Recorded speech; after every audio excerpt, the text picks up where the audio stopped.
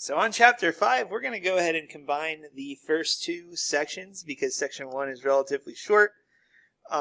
We have a little video to watch regarding how Mendeleev came about developing the periodic table and how significant that is. We're going to look at this idea called the periodic law and how that can be used to predict chemical and physical properties, as well as how elements belonging to a group have similar properties. So Mendeleev noticed that when elements were arranged in an order of their weight, their atomic mass, there were regular intervals that occurred that he referred to as periodic. They happened over and over again. And he was able to put these elements into a table after a time and group elements with similar properties.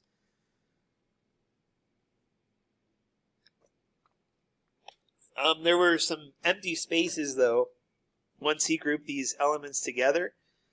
And the power of his periodic table was that he was able to predict the existence of properties of elements that hadn't even existed yet. They hadn't been discovered. And they wouldn't be discovered until after his death, after 1886. Or by 1886, rather. So these elements were gallium, scandium, and germanium. He referred to them as eka-aluminum because it came after aluminum, eka-boron, and eka-silicon. And you can notice density pretty spot on, a little bit off there, but he predicted those high melting points, the color, how it would form oxides. He got all three of those correct. Low melting point for gallium, which gallium we can take a look at. Gallium actually has such a low melting point that you can see it there. It's metal. It won't melt in your hand. However, we have a hot liquid here, something like hot tea or hot coffee. You put the gallium in, it's going to hit that melting point, and there goes your spoon. So he predicted this metal. He predicted this metal that hadn't been discovered, and was able to figure out those properties. Let's go back to the slideshow here. So the thing is, Mendeleev's periodic table wasn't 100% accurate because he organized them by the elements by atomic mass. Now we look at it in order of atomic number. This was credited to Henry Moseley, an English scientist, in 1911, noting that there are better patterns when you organize it that way. So when you do look at the modern periodic table, we see that there are some exceptions. See if you can find some exceptions to that rule. For instance, we look at cobalt and nickel. Cobalt, it has a higher weight of 58.9 versus nickel of 58.7-ish. There's a few other ones like that. See if you can find them. Tell you another one here would be, let's see, I believe argon and potassium, where argon is 39.94, potassium is 39.1. There's a couple more that are like that, where the atomic number is lower, but the atomic weight is higher. So you can see now we go by the table that's really credited to Moseley, but Dmitri Mendeleev was really the father of organizing them in that way. So the periodic law, this tells us that as we increase the elements by atomic number, their physical and chemical properties will also go by that. In other words, they're a function of the atomic number. So you can see the pattern here with group 18 versus group 1. As we go down the periodic table, we see differences of 8 in the first row, and then 8 in the second row, and then 18, then 32, and so forth. So we see that periodic law in action. So just to define the periodic table, and sorry for the glitchy background. I know it's distracting. Didn't look like that before, but the periodic table was the arrangement of the elements in order of their atomic numbers, so that the elements with the same property fall in the same column or the same group. So see if we can answer this question. See if you're paying attention. Which way do we arrange elements in the modern periodic table? And what does the periodic law state? Like I said, section 1 took us 5 minutes. So now we're going to move forward into section 2, talking about how electron configurations will fit in to this idea of the periodic table.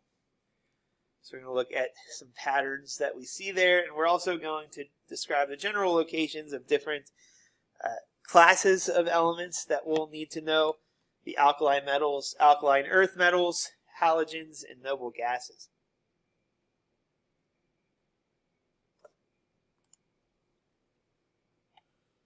So again, elements, when they're vertical, they share similar chemical properties. Those are called groups. However, when we're looking across the periodic table, we have what are called periods. Elements across the period vary quite extremely. In fact, they're kind of opposite of each other on one side of a period to the other. Just remember, it's chemicals and groups that share properties with one another. And the length of a period is determined by how many electrons can occupy the sublevels in those periods. So remember, looking back to the periodic table, last chapter we organized the table into different blocks. We had the S block, the P block, the D block, and the F block. It has a lot to do with how we classify those elements.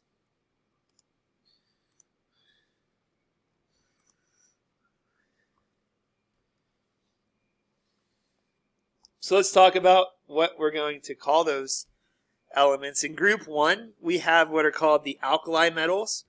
That would be lithium, sodium, potassium, rubidium, cesium, and francium. And you can see here on P table, if I go back to the properties here, the alkali metals are shown in group 1.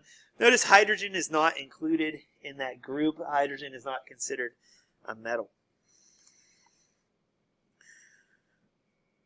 Typically, alkali metals are silvery in appearance, and they're soft enough to cut with a knife. So I'll actually do a demonstration here. It's a little on the dangerous side with sodium to show how it reacts with water. So I'll show you a video here. We'll go down the column on the periodic table in group 1 and look at sodium. Like the lithium, the sodium is stored in the mineral oil to minimize reaction with the oxygen in the air. If we remove a piece of sodium metal, we notice that it's also coated over with an oxide coating. Group 1 metals become softer as you go down the column. The sodium is much easier to cut than the lithium. As we cut off the oxide layer, we can see the shiny metal underneath. It coats over very rapidly with a layer of oxide. The sodium is a metal and is an excellent conductor of electricity.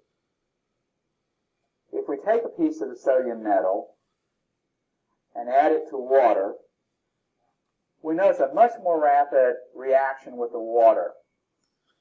Like lithium, the sodium is less dense than water and floats. The metal moves across the surface, being pushed by the hydrogen gas that is produced. As you go down the column with group 1 metals, the melting point of the metal decreases. The reaction is very exothermic, which causes the sodium metal to melt. The metal contracts into a very compact spherical form. We can again test that hydrogen gas is being... So that's really what I wanted you to see, just how you can cut sodium with a knife. That was a relatively small piece, thankfully. Sometimes when you put a little bit larger pieces, you see a much more violent reaction with water. It'll actually catch fire.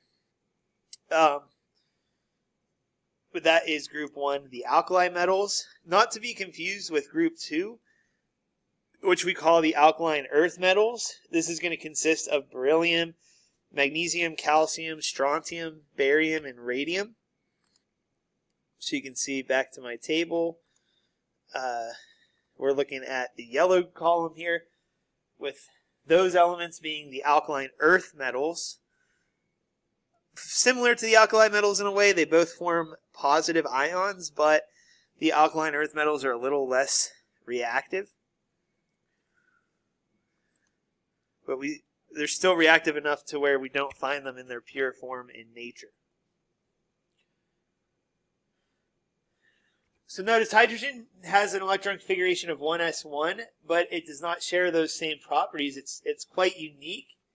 And same with helium. Helium is technically an ns2, so we put it over there in the s block. However, it acts like a noble gas, so it actually belongs to part of group 18 because its highest occupied energy level is filled, and thus it has a special stability that noble gases have.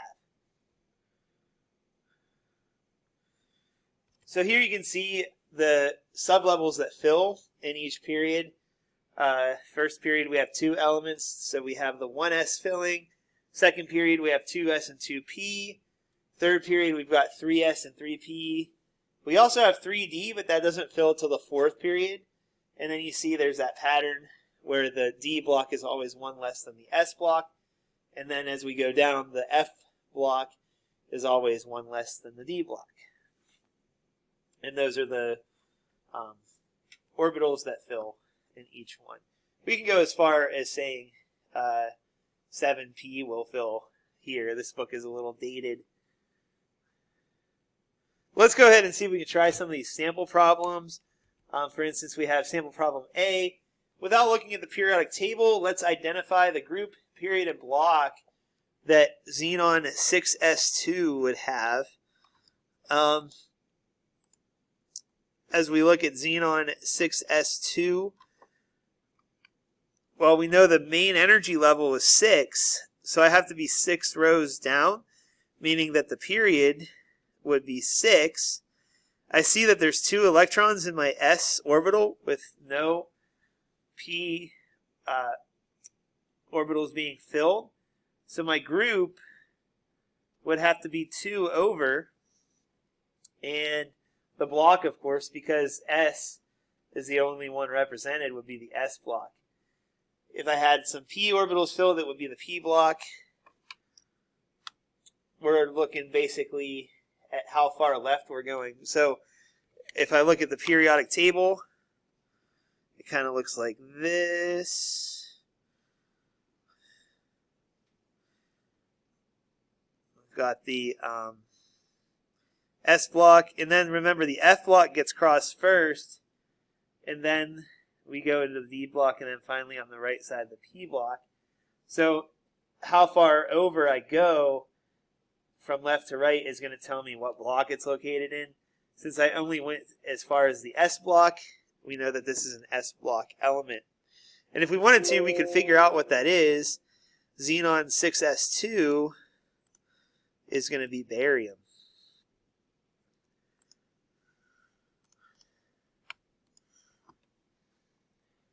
So without looking at the periodic table, can we write the electron configuration for a group 1 element in the 3rd period?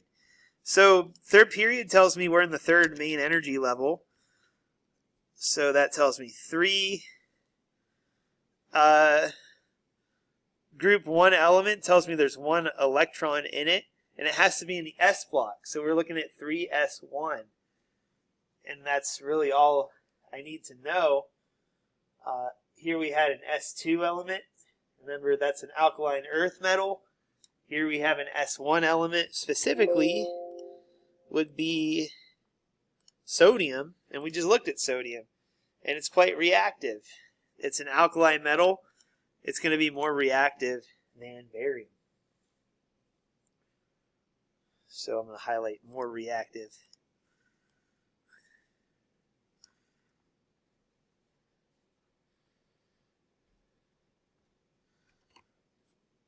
Right, so as you can see that we finally get to the D sublevel when we are at N equals 3, the main energy level equals 3. So it's slightly higher in energy than the 4s. So 4s actually fills first. So the D block elements, these are our typical metals we're used to, things like gold, silver, platinum, copper,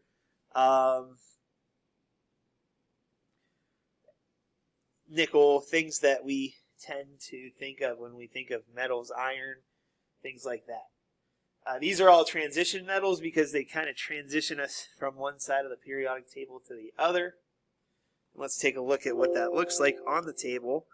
See some more examples of some transition elements there. We're looking at groups 3 through 12 in that pink shade.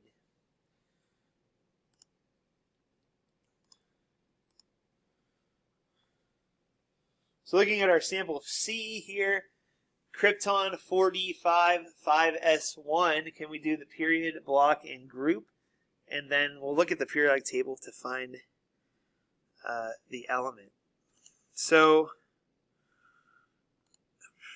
4D5, 5S1, since I have a 5, that tells me I am in the 5th row. Notice how they have now written this a little bit differently than we're used to. 5S1 technically fills before 4D. So there's two things I gotta make you aware of here. Number one, they wrote this in order, not in order that they fill, but they wrote it in order of increasing energy level. That's a lot of times how you'll see electron configurations written. Another thing you might notice is even though we would normally fill that 5S1 with 2, we only put 1 there. That's because there are some exceptions to the electron configuration rule. So now's a good time to look at those. If I go back to electron configurations, you can see that if I click on, for instance, let's go across here. So we see that potassium fills it up to 4S1. Calcium fills it up to 4S2. Scandium, then we get into 3D1. Titanium, 3D2. Vanadium, 3D3. Then look at chromium. We skipped something there. Chromium would actually prefer to have sort of a full-ish 3D orbital than actually have 2 in the 4s and 4 in the 3D. This is a lower energy state for chromium, and that's an exception to our Aufbau principle. So be aware of that. Copper does a similar thing, where copper will only fill 1 in the 4s.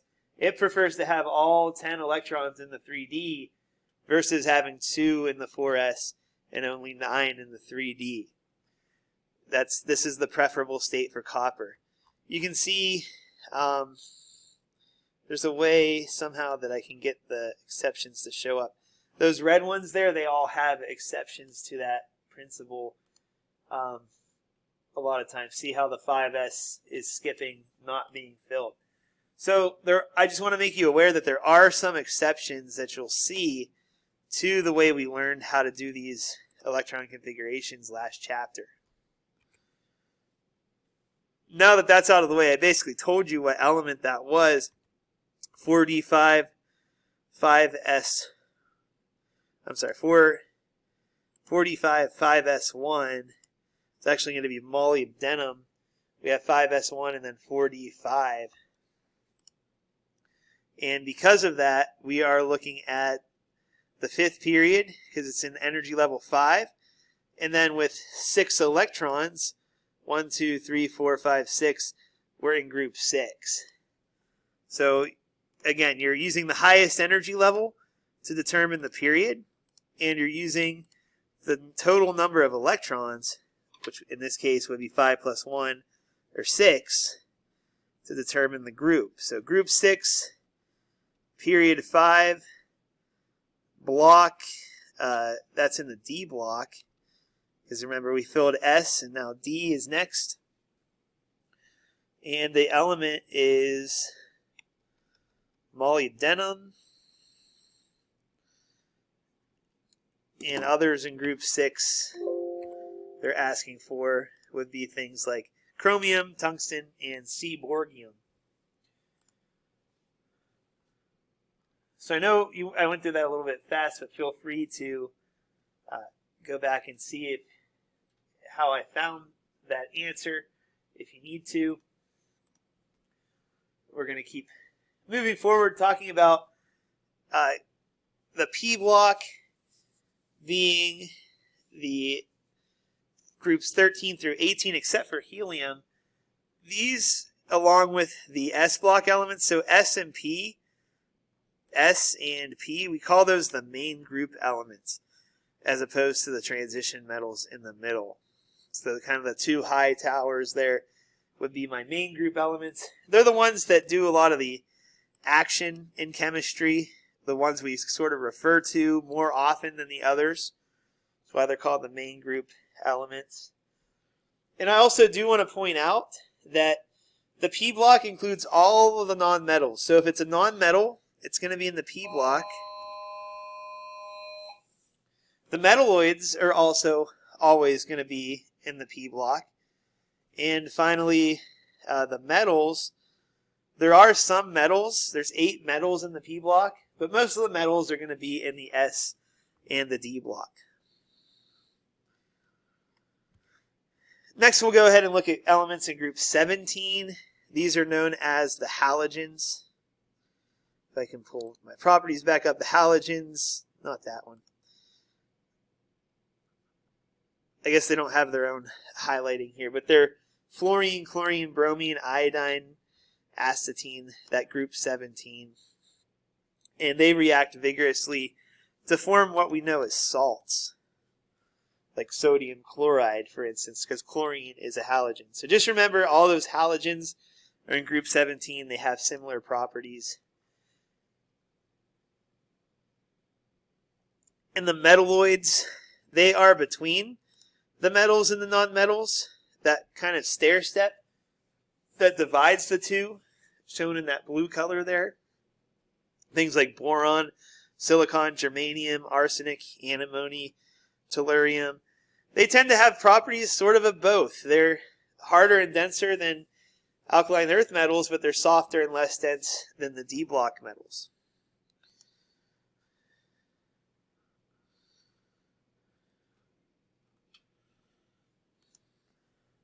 So then, lastly, I just want to talk about the lanthanides and the actinides. They're named for the first element of each of their periods.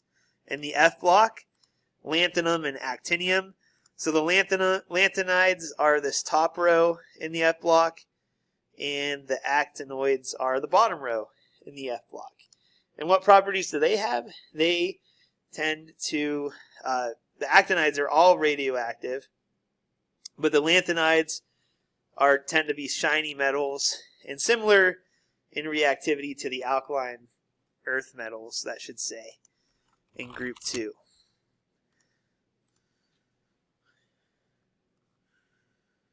So finally, we have this sample problem here that we want to try to name the block and group for. I would pause it and try to see if you can do these on your own, but for the sake of time, I'm just going to go through and give you the answers. So spoiler alert here. A is going to be in period 6, group, and I'm going to look at all those electrons. I see that it's covered the F block, so now we're over in the D block. I see there's 1 electron in the S block, 9 in the D block, so that's going to be in group 10. This one is going to be period 3, and group, I see 7 electrons there.